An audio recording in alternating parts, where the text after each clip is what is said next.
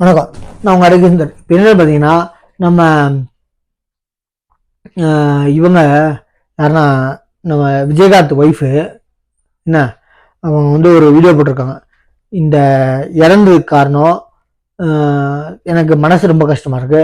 டிவிக்கு கொஞ்சம் ப்ராப்பராக நடந்திருக்கும்னு சொல்ற ஆளு இவ்வளோ நாள் உங்க நடிகர்கள் சங்கம் ஆகட்டும், எந்த பிரச்சனை ஆகட்டும், விஜயகாந்த் ஆகட்டும், விஜய் மனைவி ஆகட்டும், ஒரு இடத்துக்கும் ஒரு ஆதரவு கொடுத்த வீடியோ கூட தெரிவிக்கல.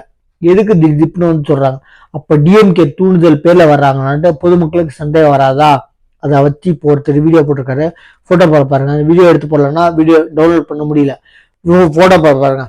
இவரு கேட்டிருக்காரு, இவ்வளவு நாள் உங்க நடிகர் சங்கத்துல பிரச்சனை இருந்தாலும் முன்னாடி எந்த ஒரு பிரச்சாரத்துக்கும் ஒரு ஒரு சாதாரண அறிக்கை தெரிவிச்சு வீடியோ போடல, இறக்கம் தெரிவிச்சு வீடியோ போடல. அப்போ இப்போ டிவி கேக் மட்டும் ஆப்போசிட்டா எதுக்கு போடுறீங்க? அப்போ யார் தூண்டுதல் பேர்ல பண்றீங்க அப்படிங்கிறார். இது சவுக்கு சங்கர் ஆகட்டும் 15 நாள் முன்னாடி சொன்னார், அசம்பாவிதிகள் நடக்கும்னு சொல்றதுக்கா ரொம்ப குறுகிய இடத்துல பர்மிஷன் கொடுக்குறாங்க. இது பாருங்க, நீங்க எழுதி வச்சுக்கோங்க. 15 நாளுக்குள்ள முன்னாடி சொல்லியிருந்தாரு கண்டிப்பா அசம்பாவிதிகள் நடக்கும் தான் பண்றாங்க. 15 நாள் சொல்லி இல்லைங்க, எப்படி கரெக்டா பண்றாங்க அப்படின்னா, இவருக்கு ஆல்ரெடி இவங்க கையை உடைச்சதாகட்டும், சவுக்கு சங்கர் அரெஸ்ட் பண்ணதாகட்டும், இவங்க வீட்டை பலங்கழிச்சதாகட்டும். அவர் சொல்றாரு, நான் வெறும் போலீஸ்காரங்க மட்டும்தான் இருக்கிற அட்ரஸ் தெரியும் போது ரவுடிகளுக்கு எப்படின்னா போலீஸ்காரங்களுக்கு கொடுத்துருக்கலாம். வெறும் போலீஸ்காரங்களுக்கு மட்டுமே தெரிஞ்ச அட்ரஸ், புது வீட்டு அட்ரஸ் எப்படி ரவுடிங்களுக்கு தெரியும் அப்படின்னா, போலீஸ்காரங்க சொல்லிதான் திட்ட சொல்றாரு. வீடியோ சொல்றாரு, என் வீட்டுல மலத்தையும் சாக்கடையும் திறந்து விட்ட ஆளை டிஎம்கேல பொன்னாட மலர் கொத்து கொடுக்கும்போது வீடியோ போட்டிருக்காரு. அப்போ அதை உங்களால பிடிக்க முடியல, ஏன்னா கைக்குள்ளே வேலை பார்த்துருக்கீங்க. சரிங்களா? அதே மாதிரி அவங்க சென்ட்ரல் கவர்மெண்ட் அப்பாயின்மெண்ட் ஒரு ஆணையம் விசாரிச்சிருக்காங்க. விசாரிச்சுட்டு பக்கா இது கவர்மெண்டோட பதில் சொல்லி ஆகணும், கவர்மெண்ட் தான் காரணம், எக்காரணத்துக்கு டிவிக்கே காரணம் இல்லை, கவர்மெண்ட் தான் காரணம். எந்த ஸ்டேட் கவர்மெண்டோட யார் ஆட்சிக்காரர்களோ அவங்க மக்களுக்கு பதில் சொல்லியாகணும் இருக்காங்க. சரிங்களா? அவங்க எல்லாம் என்கொயரி பண்ணதுக்கு அப்புறம் நல்லா புரிஞ்சுக்கோங்க, பல பேர்த்து என்கொயரி பண்ணதுக்கு அப்புறம் அந்த அசம்பாவிதங்கள் இருந்த பொதுமக்கள்கிட்ட விசாரிச்சு சொல்றாங்க. சரிங்களா? இன்னொன்னு என்னன்னா, நம்ம வைகோ சொல்றது தெளிவா 40-50 திருப்பி வந்துச்சுன்னா அந்த பிரச்சனைக்கு சரி, பிரச்சனைக்கு முன்னாடியே வந்துச்சு பல பேர் தடுத்து நிறுத்தினாங்க. எதுக்கு சும்மா அந்த வீடியோ கூட சொல்றாரு, இது நம்ம கட்சி கொடியை வச்சு எதுக்கு இந்த ஆம்புலன்ஸ் வருதுன்னு கேட்கிறாரு விஜய். பல வீடியோல வந்திருக்கு. அந்த பரப்புரை வீடியோல விஜய் கேட்கிறப்போ இந்த பல பேர் சொல்றாங்க, இந்த ஆம்புலன்ஸ் வந்ததுக்கு அப்புறம் தான், இந்த ஆம்புலன்ஸ் வந்ததுனாலதான் நெருக்கடியே ஸ்டார்ட் ஆச்சு அப்படின்றாங்க. அப்போ இந்த ஆம்புலன்ஸ்ல நம்பர் இல்லாம பல பேர் பொதுமக்கள் பிடிச்சி இந்த ஆம்புலன்ஸ்ல போலீஸ்காரன் சொல்றாங்க ஆம்புலன்ஸ் வேணே வருது, நம்பர் பிளேட் இல்லாத ஆம்புலன்ஸ்னு. இப்போ அந்த ஆம்புலன்ஸை கண்டுபிடிச்சு பிடிச்சி கேட்டா நாங்க இல்லைன்றாங்க அந்த ஆம்புலன்ஸ் டிரைவர்ஸ். நான் சொல்றேன், யாரோட தூண்டுதல் பேரு மக்களோட உயிர் விளையாடாதீங்க.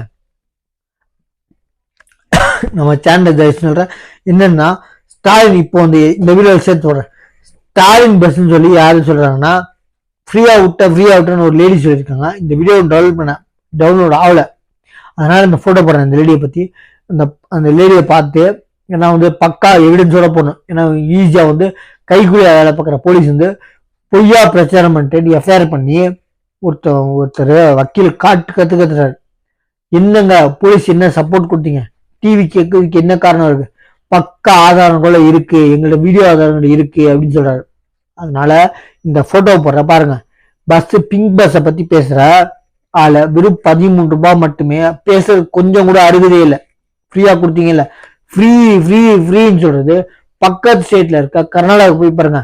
அந்த ஊர்ல பிறந்தாங்க, நீங்க எப்படி ஃப்ரீன்னு சொல்றீங்களோ ஆதார் கார்டை மட்டும் காமிச்சு அந்த ஸ்டேட்ல பிறந்த பெண்மணிகள் அந்த ஓட்டு உரிமை இல்ல ஆதார் கார்டு ப்ரூஃப், அந்த ஆதார் கார்டு அந்த கர்நாடகா ஸ்டேட்னு ப்ரூவ் ஆச்சுன்னா கர்நாடகா ஸ்டேட்ல எந்த இடத்துக்கு போனாலும் டீலக்ஸ் ஏசி பஸ் இந்த ரெண்டை விட்டுட்டு பெண்மணிகள் ஃப்ரீ.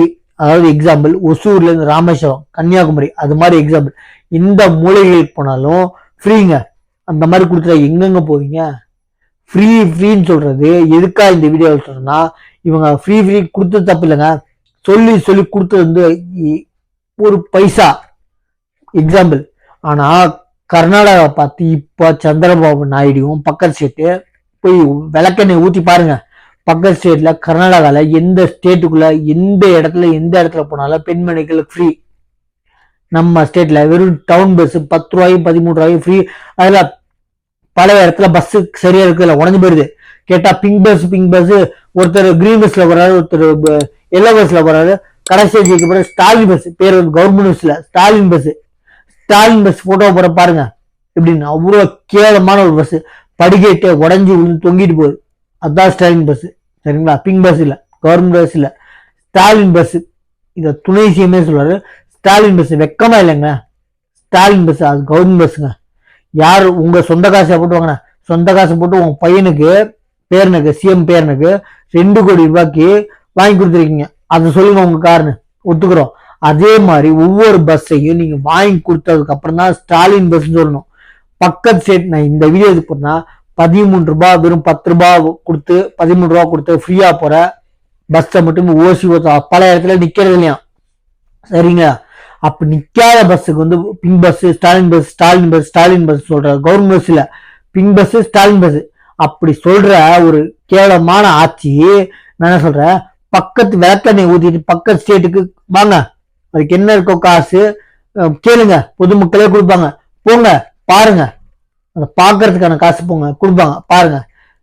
கர்நாடகா கவர்மெண்ட் ஆகட்டும், சந்திரபாபு நாயுடு கவர்மெண்டா இருக்கும், யாருன்னா அந்த ஸ்டேட்டுக்குள்ள ஆதார் கார்டு ப்ரூஃப் பக்கா கர்நாடகான்னு தெரிஞ்சுன்னா அந்த பெண்மணிக்கு ஃப்ரீ. அதாவது ஃப்ரீன்னா ஏசி பஸ்ல, டீலக்ஸ் பஸ்ல மட்டும் இல்ல, எந்த பஸ்ல எங்க ஏறினாலும் ஃப்ரீங்க இந்த ஸ்டேட்டுக்குள்ள.